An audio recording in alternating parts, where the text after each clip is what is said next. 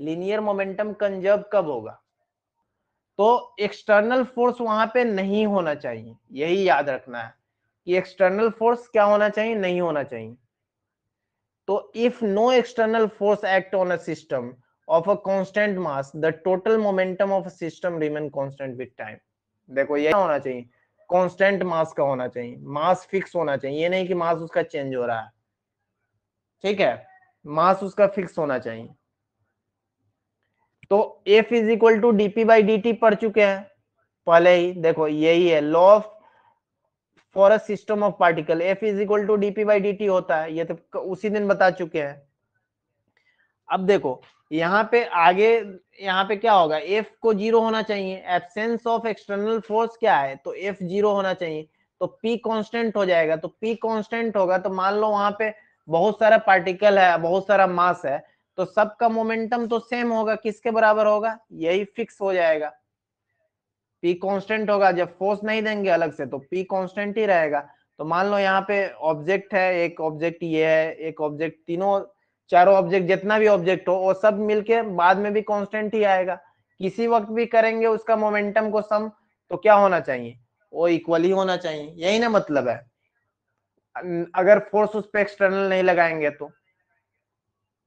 ठीक है, अब इसको देखो ये वाला conservation of linear momentum is equivalent to Newton third law. Newton third law का कैसे इसको डिफाइन करेंगे, ये बोल रहा है यहाँ पे मानते हैं कि दो दो मोमेंटम है, P1 और P2 है, P1 और P2 है, चलो P1 plus P2 is equal to constant होगा लीनियर मोमेंटम। ठीक है, दो ही के लिए हम ले रहे हैं।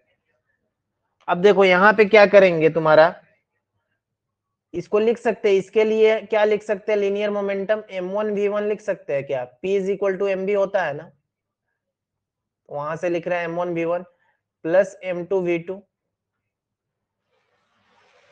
बोलो, और इसको कांस्टेंट होगा तो कांस्टेंट लिखो। अब यहाँ पे क्या करते हैं, डिफरेंशिएट करते हैं टाइम के रिस्पेक्ट में। डिफरेंशिएट क्या करेंगे, टाइम के रिस्पेक्ट में, differentiate with respect to time.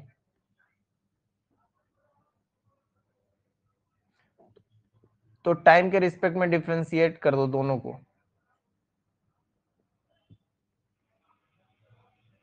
m2v2, और यहाँ पे d कांस्टेंट का डिफरेंशिएशन तो जानते ही हो क्या होता है, जीरो होता है, तो जीरो डायरेक्ट लिखो यहाँ पे। अब यहाँ से m1 कॉमन कर लो, m1 कॉमन आएगा dv1 बाई dt, और यहाँ से m2 कॉमन आएगा dv2 बाई dt।